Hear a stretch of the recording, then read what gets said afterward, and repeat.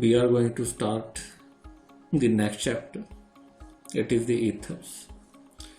In this chapter we can cover the introduction, classification of the ether, nomenclature, their method of preparations, and the main topic, that is the cleavage of the ether with hydrogen iodide. So first of all we can discuss about the ethers. They are the organic compound having this COC as a functional group. Their general formula is ROR dash, where R and R dash may be same and different alkyl or aryl group, or one of them may be an alkyl group and other may be aryl group. And the divalent oxygen is also called ethereal oxygen. Ether in which group R and R dash are the same are called simple or symmetrical ether, while those in which group R and R dash are different are called mixed and unsymmetrical ethers. So let us consider their example. This one is the diethyl ether having two ethyl group which is attached with the ethereal oxygen, so it is a symmetrical ether. The second one is the diphenyl ether in which two phenyl group which is attached with the ethereal oxygen, and it is again symmetrical ether. The main difference between diethyl ether and diphenyl ether is that the first one is the alkyl or aliphatic ether, and second one that is the aromatic ethers. Then third case in which two groups are attached with the ethereal oxygen, it is methyl and ethyl, so it is ethyl methyl ether, and it is an example of unsymmetrical ether. Then last one in which one phenyl group and methyl group that is attached with the ethereal oxygen, and it is again unsymmetrical ethers. The ether may be regarded as functional isomer of alcohol because if we can consider the example of the dimethyl ether having this formula,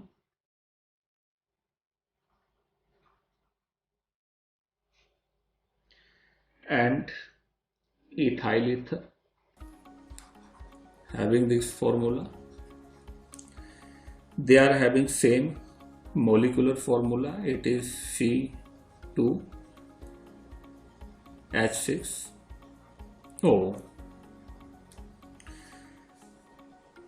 What a different functional group, so they are called functional isomers. Then classification of the ether. Aliphatic ether, the first one in which R and R dash may be saturated or unsaturated group derived from aliphatic hydrocarbon. So first one is the ethyl methyl ether, in which both the group attached with the ethereal oxygen, they are the saturated. So it is a example of saturated ether. Then second one is the methyl vinyl ether, in which one methyl group and one vinyl group that is attached with the ethereal oxygen. So it is an example of unsaturated ether. The third one is the divinyl ether. In this case, two vinyl group that is attached with the ethereal oxygen. So it is again example of unsaturated ether. So the first category, that is the aliphatic ether. Then second is the aromatic ether. In this case, either one or both R and R dash are aryl group. So let us consider their example. The first one is the methyl phenyl ether, and in this case one group that is the aromatic and another group that is the aliphatic. Then ethyl phenyl ether, in this case one is the aromatic and another is the aliphatic. Then third case, it is the diphenyl ether. In this case, both the group which is attached with the ethereal oxygen, they are aromatic. So it is the second category, aromatic ethers. The aromatic ether are further subdivided into phenolic ether and diaryl ether. In this case, methyl phenyl ether and ethyl phenyl ether, these are the example of the phenolic ether. And diphenyl ether, it is the example of the diaryl ethers. Then third category is cyclic ether. These are the ether in which oxygen is present in a ring are called cyclic ether. They are further classified as simple cyclic ether or crown ether. So the first category, that is the simple cyclic ether. This cyclic ether contains 1, 2 or 3 oxygen atoms in the ring, and they are called simple cyclic ethers. So the most common example is oxygen, which will having a single oxygen in the ring. Then oxetane, it will also having single oxygen in the ring. Then last one is the tetrahydrofuran. It is also having single oxygen in the ring. So these are the simple cyclic ether.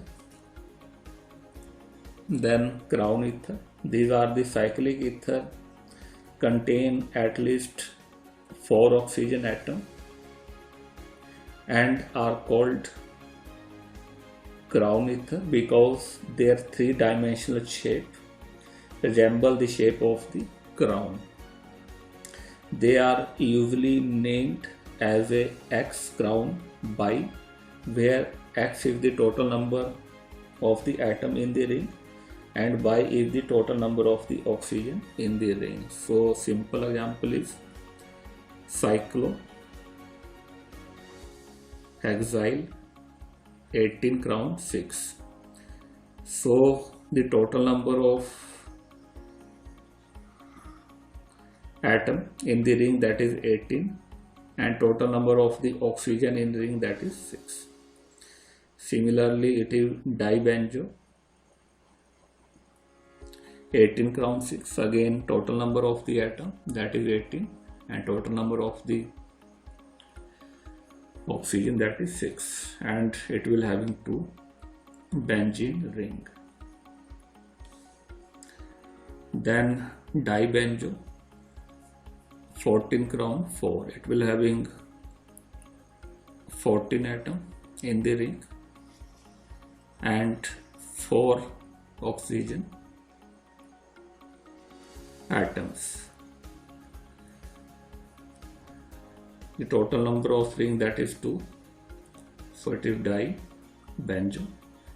Then last one is the benzo 15 crown 5, so the total number of atom, that is 15 in the ring, and total number of the oxygen, that is the 5, and the number of the benzene ring, that is 1. So it is all about the classification of the ether. Then next is the nomenclature of the ether.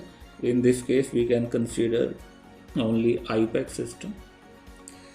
Ether are also named as alkoxyalkane.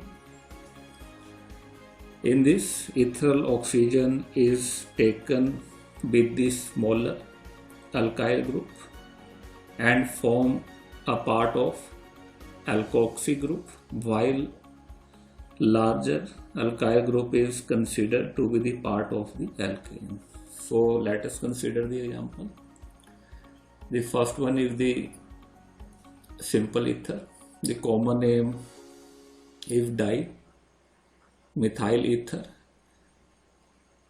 So in this case, the name of the ether, that is methoxymethane.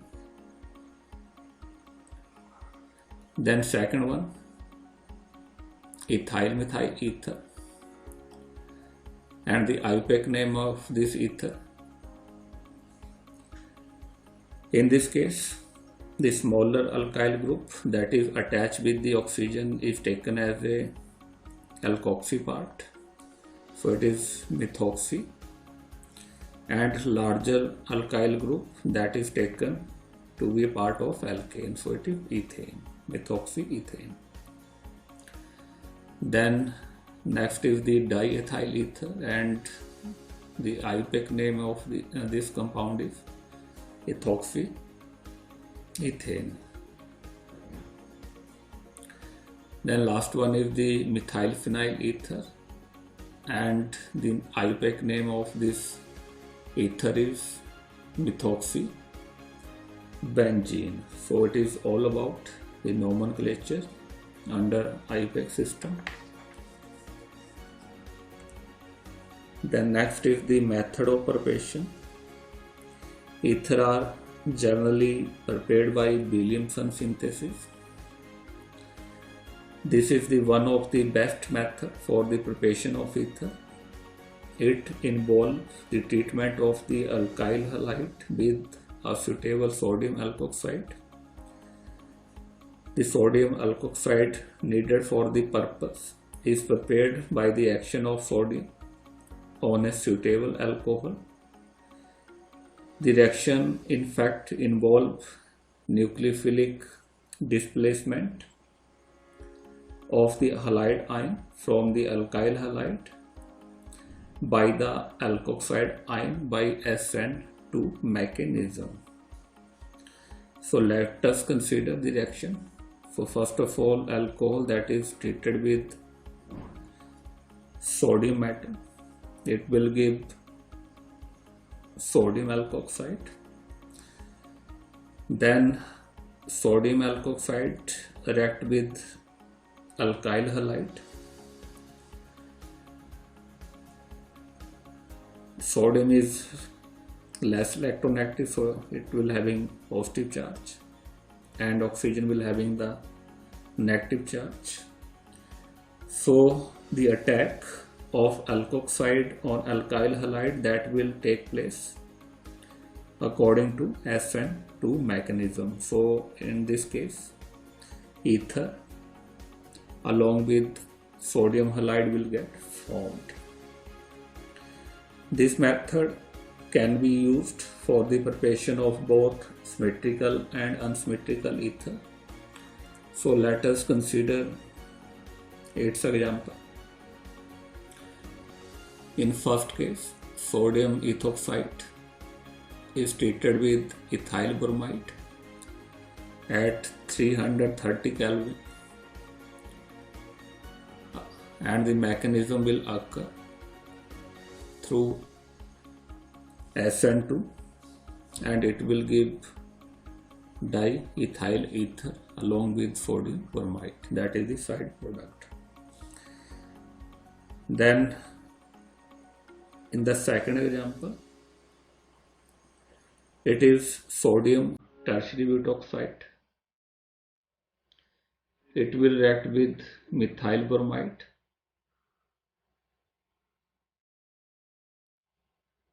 under the SN2 mechanism, and tertiary butyl methyl ether that will get formed along with sodium bromide.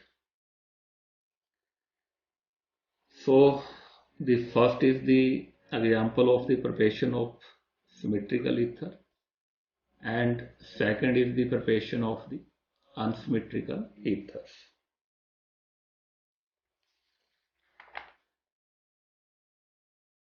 Then similarly, alkyl aryl ether can be easily prepared by treating sodium phenoxide with suitable alkyl halide. So let us consider their example. In this case, sodium phenoxide, if treated with methyl bromide, again the attack of the sodium phenoxide that will occur through SN2 mechanism. It will give anisole along with sodium bromide. In second example, sodium phenoxide that will react with ethyl iodide, and it will give phenitols. In third example, sodium phenoxide that will react with allyl bromide. In this case, phenoxide ion that will react with allyl bromide, and it will give ortho allyl phenol along with sodium bromide. So these are the examples for the synthesis of alkyl aryl ethers.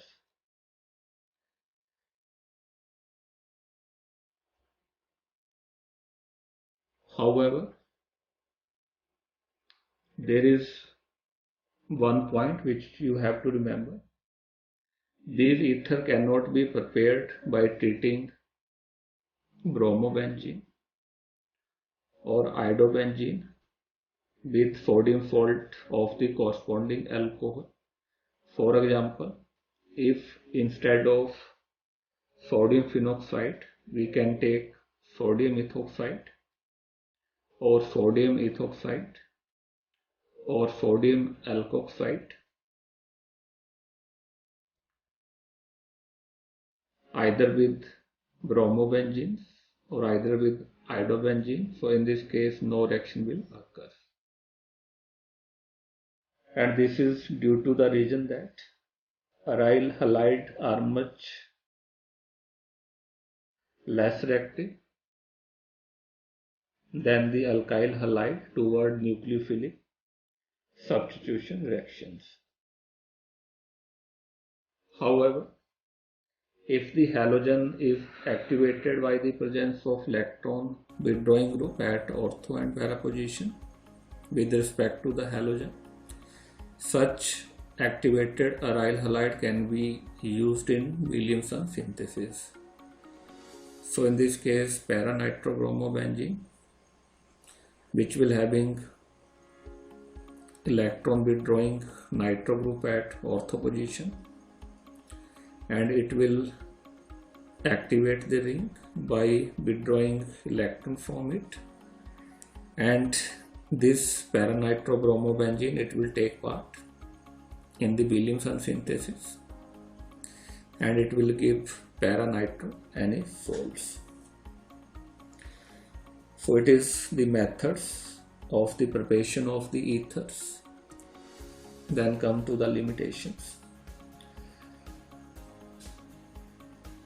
The Williamson synthesis is a versatile method for the synthesis of the both symmetrical and unsymmetrical ether.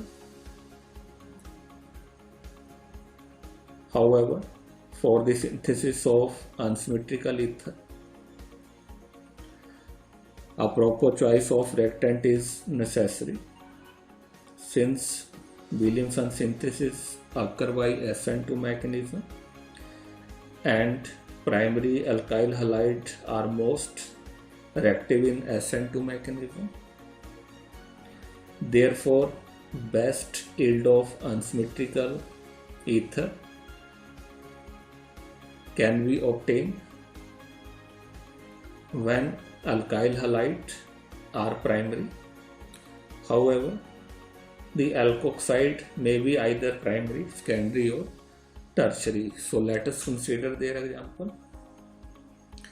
In this case, we can take sodium tertiary butoxide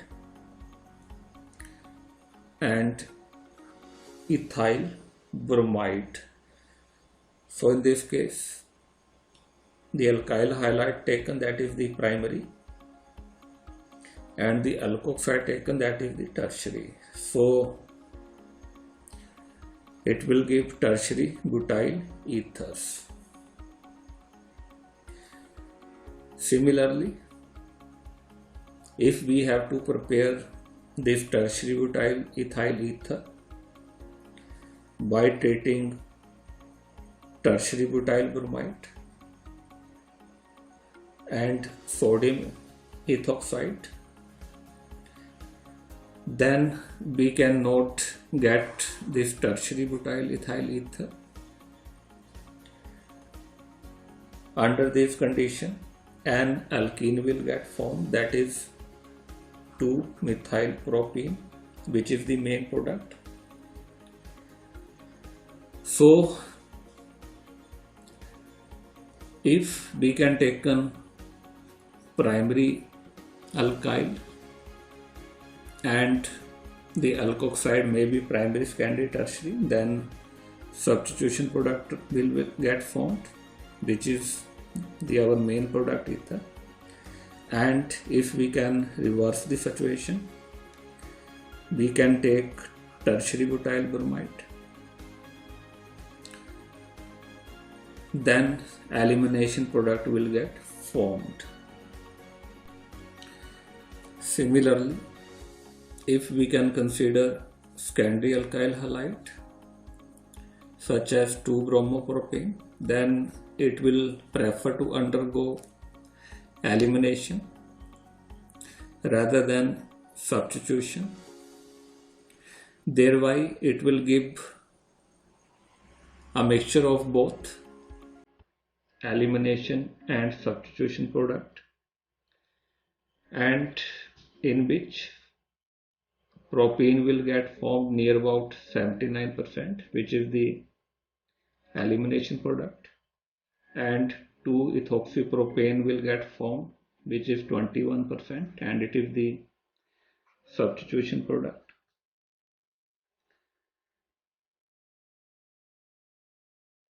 Since secondary and tertiary alkyl halide prefer to undergo elimination rather than substitution, therefore even symmetrical ether containing secondary and tertiary alkyl group cannot be prepared in good yield by Williamson synthesis. For example, 2-bromopropane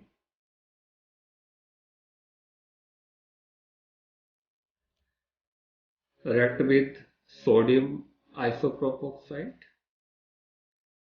then in this case di-isopropyl ether and di-tertiary butyl ether cannot be prepared. Instead, it will give propene and isopropyl alcohol along with a very small quantity of diisopropyl ether, which is the minor product. So these are the major limitation of the Billiamson synthesis. So before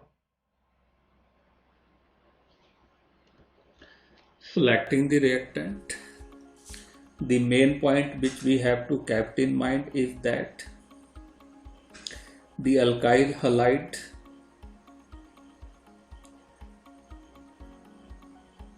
are primary,